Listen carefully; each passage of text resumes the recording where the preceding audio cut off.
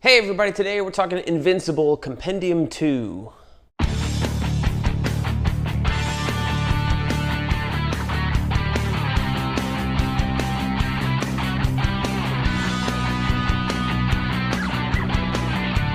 everybody, welcome back to BK's Bullets. As always, I'm your host, Brent, and we are talking about Invincible Compendium 2.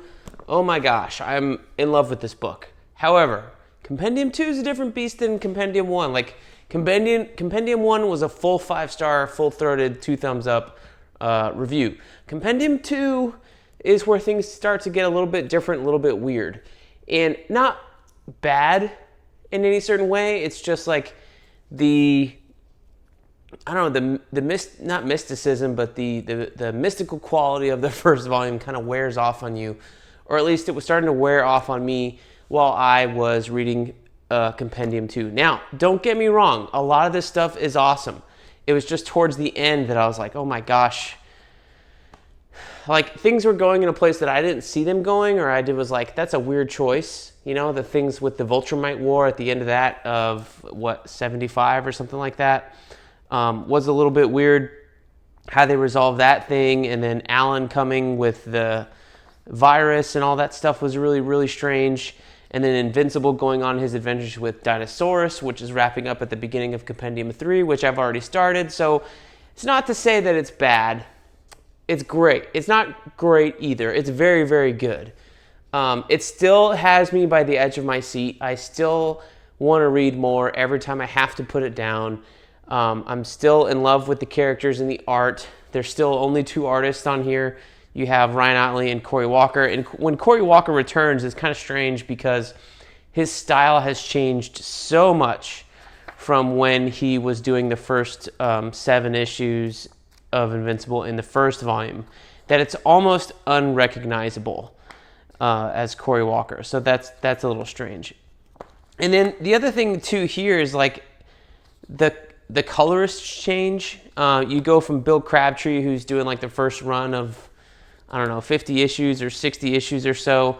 And then towards the back, you get a couple other colorists. And then even further back, here's Cory Walker's new style on the left here. Even further back, you start to go to this other colorist, Jason Rausch, I think his name is, or Rush. And he's got a very tempered look. Like there's a whole lot of patina almost. Everything looks like you're viewing it through a sepia tone. There's no harsh blacks anymore. Like the inks kind of dissipate. It almost looks like from colors on pencils, which is strange because I know there's inkers on this book. Cliff Rathburn goes all the way through 96. Yeah, so it's a little strange. Yeah, 96 is where the end of this book is. This is 48 through 96. And then you have the stuff where you have the new Invincible, you have Bulletproof taken over from him and that kind of stuff. But I would say it's still a pretty strong book. It was only towards the end that I was kind of like, this is kind of weird, or I'm not enjoying the coloring as much after the Viltrumite War wraps up, which is most of the book, honestly, through issue 75. And once we get to issue 75 and Dinosaurus, I think that's where the book starts to take a downturn. But everything up until this point, you know what I mean? Like this first more than the big thick half is still really, really good stuff and on par with Compendium 1. It's just that the most recent stuff I've been reading is just like, I'm not really crazy about it. It's still good. There are still some surprises to come, I can tell you. Only 3 issues into Compendium 3, like I just finished issue 100, I believe, and that was a shocker where that went, but I really still want to recommend that you guys pick up Compendium 2. There's a lot of things here, like, Invincible's working for Cecil, and then he stops working for Cecil, and then you have the Viltrumite War, and he goes to space for a long, long time. Adam Eve has powers and loses her powers, and then somehow, like, Adam Eve, I think, is the worst treated character of this entire book. Everybody else gets arcs, and Adam Eve was an interesting character in Compendium 1, and then once she gets together with Invincible in, I guess at the end of Compendium 1 and throughout this volume, she starts to lose her agency. She's just kind of like, waiting around for Invincible a lot. They make her gain some weight, which is fine, but it doesn't do Eve any favors. It doesn't do anything for her character. It's just more of like, it's just really weird. They're treating her like she turns into like a crybaby a little bit, and it's not the confident Adam Eve that you got to know in the first volume. So I think that was a really weird choice. There's some fun moments in here with Monster Girl, Robot, Rexplode had an interesting arc.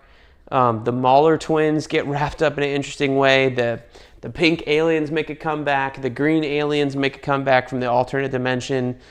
There's exploding planets in here. It's wild, wild stuff. And I gotta say, like, it has taken me for a ride. That is for sure. So it's like, you know, you were midway through the series. You got to recognize there are, 50 issues in, 75 issues in, 96 issues in, and it's really only until like the 75th issue, after the Viltrumite War concludes, that it's just kind of starts to taper off, and I'm hoping that in Compendium 3 it tapers back up again. But it's still a really good series. They're still doing stuff in here. Robert Kirkman is still doing stuff in here that I have never seen before in a superhero comic. It's just because, like I said in the last video, there are no limits here. There's no conventional wisdom. It's his creation, his force. He's doing things the way he wants to do them in a way that you never could with the big two. And that is still apparent in Invincible Compendium 2. So I still really enjoyed it. Don't get me wrong. It's just that the last 25 issues or so, I think, are a little bit weaker than the rest of it. But up until that, up until the end of the Viltrumite War, I was glued to my seat. And could not believe what I was reading half the time. The stuff with Conquest when he comes, incredible. The Viltrumite War after that, incredible. The stuff with the Sequids here, incredible. Again, just, Astounding Wolfman shows up and the world starts to open up with these other things. Guardians of the Globe have multiple teams now, and I recently picked up the Invincible Universe Compendium Volume 1 behind me here, so I'm going to read that.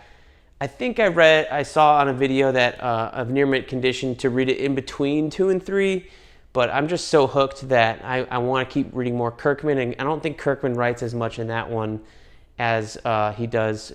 He writes all of the Invincible books, so I'll pick that up after I read Compendium 3 at some point in time, but I'm just burning through this book, honestly. It is really, really good. So yeah, so Compendium 2, not as good as the first one, but only by this much. You know what I mean? Like, it's still a really, really good book, a really entertaining read. And if you read through 1 really fast and you want to get 2, I would say go get 2 if you don't have them already on your shelf, and continue to read it. Because there's something about reading these in really fast order, like just not blowing through them per se, but just saying, like, I'm going to reread the entire series. There's something to that feels really rewarding and really, like, immediate. There's immediacy in all of these comic books that rewards you when you read the next issue right away, because it makes you want to read what happens right away. I can't imagine reading these in 12-issue chunks or monthly, how they came out. Like, would be astonishing to wait all that long with all of the crazy cliffhangers that happen in this book. So yeah, there's definitely an immediacy here in every issue, and I think that's what makes it so fun to read and so entertaining. And that's what makes these compendiums a great format, honestly, is that they're all right. It's all right there. You just turn the next page.